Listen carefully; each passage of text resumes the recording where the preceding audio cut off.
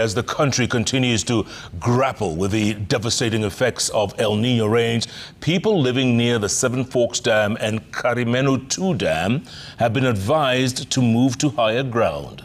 Well, those residing in villages around the Karimenu II Dam in Gatundu North, Kiambu County, have expressed fears that the dam, which was commissioned in August last year, started to spill over to their farms, destroying crops and even graves.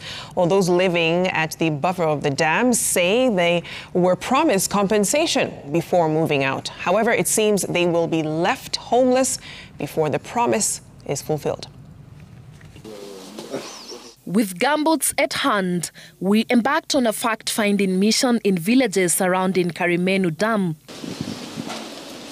Commissioned in August 2022, the 59-meter-high dam across Karimenu River is currently holding 26.5 billion liters of water, an amount that has found its way into people's farms.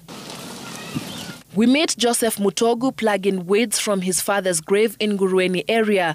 The grave is one among the four in their family farm and sits next to the dam. Mutogu's main concern, however, is how he will move the remains of his loved ones after government directed them to move to higher grounds after the dam overflowed and moved just 10 meters away from the farm. Walikuwa wanasema ya kuwa yule mtu ambaye ana nguvu ya kuwahamisha. Nguvu ni kuwa na pesa.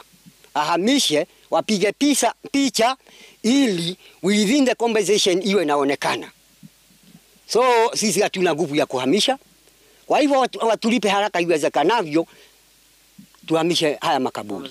Mutogu says for the last 2 weeks, the water level, which was about 100 meters away from the farm, has moved so close, submerging crops and trees, weakening the land, which poses the risk of possible landslides in the area. Hii ni choo na ni ya familia. Kuna choo ambazo ziko na maji dakika hii. Na hii maji kama ni ya kutumiwa na binadamu, si itakuwa ni uchawi. About 10 kilometers from Mutogu's home, we met the family of John Mwangi carrying their luggage to the car.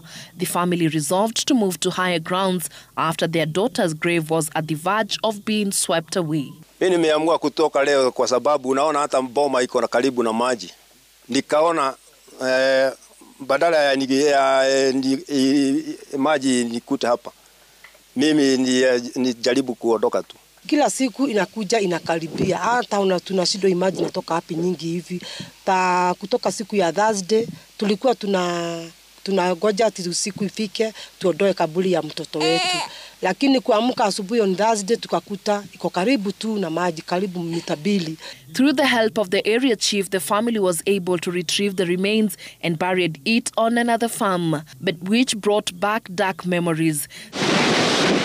This self-regulating spillway built near the dam and which has been dry for the last 2 years, for the first time on Saturday discharged excess water downstream. We've seen increases of about 1 million meter cubed per day. Upstream within the reservoir area, there are some community members who have not been compensated.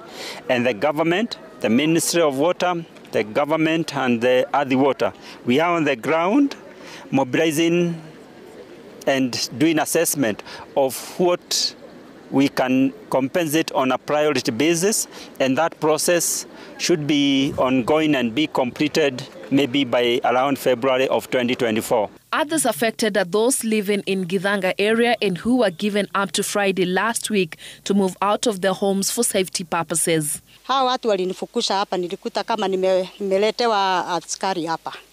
Nikalazimishwa nitoke hapa, nitoe mamu hapa, nimpeleke mahali hawataki kujua ni wapi na mpeleka. Na hawajali. Na mimi niliwauliza, sasa mimi nampeleka wapi na hamjanilipa vitu? The residents say they are hopeful that the government will honor their promise and compensate them before disaster strikes, as the weatherman has warned that the rains will continue until January. The situation is the same around the Seven Forks dams. Energy Cabinet Secretary Davis Chirchir warned last week of a possible spill from Masinga, Kamburu and Kiambere dams, which are full.